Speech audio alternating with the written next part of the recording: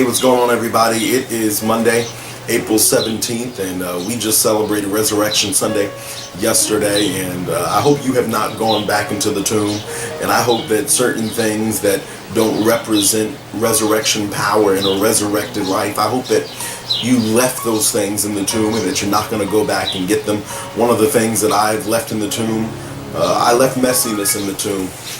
I think that I've gone through too much in life, and I've gone through too much recently, as you know, with the fire I just had last week, for me to let anything that is unnecessary disrupt or interrupt the peace of God in my life. And, you know, that peace which is so powerful, that peace that settles all disputes, that peace that turns question marks into exclamation points, that peace that is the umpire of my life. Now the peace of God has settled that this is exactly where I'm supposed to be. And I was thinking about that this morning, that there's something about, even in the midst of transitions over and over and over again, and I'm sure that you can identify with that you've gone through one transition in one area of life, and just when you thought that things were settling down and your life was getting settled, then here comes another transition, and you get through that transition, but then here comes another one. But there's something about the peace of God that comes over you when, even in the midst of all those transitions, in the midst of all the ups and downs, that you can say, you know what, the peace of God lets me know that I'm exactly where I'm supposed to be. And that's where I am. And that's why I'm leaving messiness in the tomb. And I was reading Psalm 34, and I was looking at two verses specifically. The whole thing is just so good, and I would read it to you. But it says this in verse 14. It says, turn your back on sin, do something good. It says, embrace peace, don't let it get away. Another version says, turn from evil, turn to peace and pursue it. And it's like, that's what it means to protect your mental space. That's what it means to now not just say we believe in resurrection power, not just sing resurrection power, but to actually live it. To live resurrection power, that now I'm going to live in the power and the authority that God has given me. And if I don't, then I'm not going to experience the peace of God. But when I do exactly what God tells me to do, when I'm in the right place at the right time, when I'm in the right place in the right season in my life, the peace of God, glory to God, the peace will be the umpire.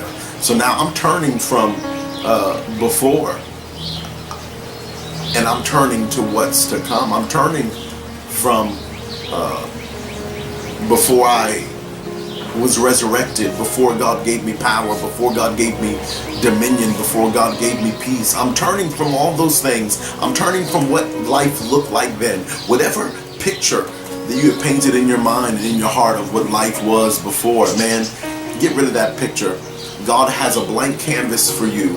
And then now, as you begin to paint on that canvas, God is putting His hand on your hand. And you're going to now gently use that brush to paint the picture of your life, that resurrected life that God has for you. And the peace of God, glory to God, is going to come over you, just as it's come over me. And then a little further down, it says this in verse 18. And this is what happens when you go through transition after transition.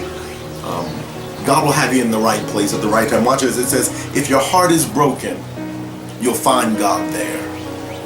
If you're kicked in the gut, He'll help you catch your breath. Right where you are, just lift up your hands and say, Father, I thank you for putting me in the right place at the right time. Father, I thank you for placing me in the right place at the right time, no matter what the transitions are. Father, I thank you for giving me your word. Father, I thank you that your peace has come over my life, and now it has settled all doubts. It has ended all disputes, that I'm in the right place at the right time. Father, I thank you for sending the winds that I need when I need them. Father, I thank you for knowing the wind that I need, and every day that you send me exactly what I need when I need it. And the peace of God, the peace of God is now the umpire in my life and in your life.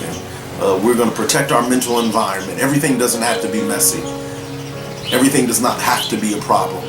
Pick and choose your fights. Don't go to war where there is no prize. The enemy is after your mind. The enemy wants to steal your peace. With this joy that you had, the world didn't give it to you. The world can't take it away. Find your peaceful place. Get alone with God. Spend time in prayer. Experience the wind of God. I'm going to be out on this back porch all day. I'm at my brother's house. I'm not moving because the peace of God is over me, and I'm loving the winds of God. Pay attention to the wind of God. God is sending you a miracle in the wind. I love you. Thank you for praying for me. I'm praying for you.